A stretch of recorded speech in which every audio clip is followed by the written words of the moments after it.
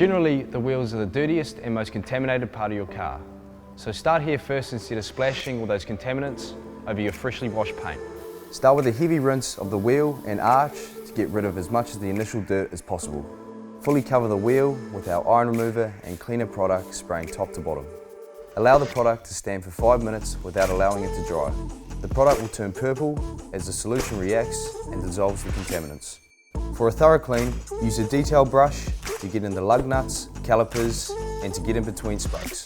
Use a wheel willy to get into the barrel of the wheel, then brush the tyre and the inner wheel well. Thoroughly rinse and move on to the remaining wheels. Before the next step, clean things like the exhaust tips.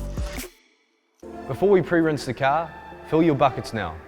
Doing this part now reduces the time the water has a chance to dry in between steps. Take 3 caps of our base cleanser and wax, 1 straight in the bucket and 1 on the outside of our mitt. Lastly, 1 on the inside to ensure soapy goodness. Fill up both your buckets with water. Rinse the car thoroughly using your pressure washer. Removing as much dirt as you can now makes things easier later on, and also reduces the amount of dirt we have to manage through the process. Now just because you could, don't be tempted to simply blast that dirt off with your pressure washer.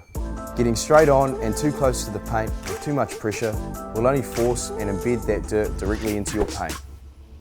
Use a snow foam gun to pre-soak the paint. This process is designed to help soften and carry away surface dirt safely before the contact wash process. Cover the car in an even coat, working from the top down.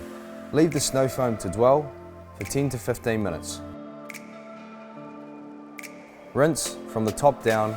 The better you rinse, the less chance you'll be smearing dirt that you've already lifted off the surface in the next step. Start on the upper, cleaner panels first. Top, glass, bottom. Long straight lines moving with the bodywork. Do a section at a time. Let the product and mitt do the work.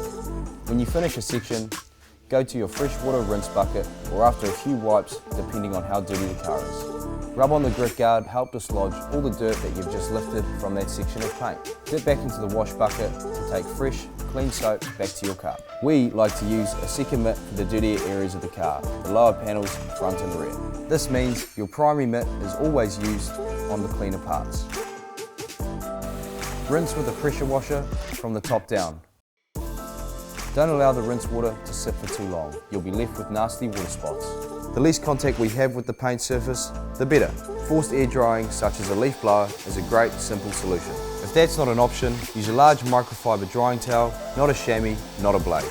There are a few different methods with the towel. 1. Lie the towel on a surface and pat dry. There is no dragging any potential dirt across the surface with this technique. 2. Moisten a microfiber towel, wring, and then spray coat. This gives you a drying lubricant while adding a protective layer to your vehicle. The last step on the paint is to add some extra protection to support the waxes and sealants that already exist. A quick detailer such as coat helps maintain these in-between major waxes. You'll be left with a sharp, glossy, reflective finish, and you'll also have an additional layer to help protect your clear coat. Windows are a pain. The best way is the two-towel method. The towel with the glass product gets all the dirt and grime off, and the second will be the polishing towel to make it streak-free. For the tyres and trim, apply product to a cloth or sponge first to avoid overspray. Allow the product to stand and absorb in before wiping off the excess product.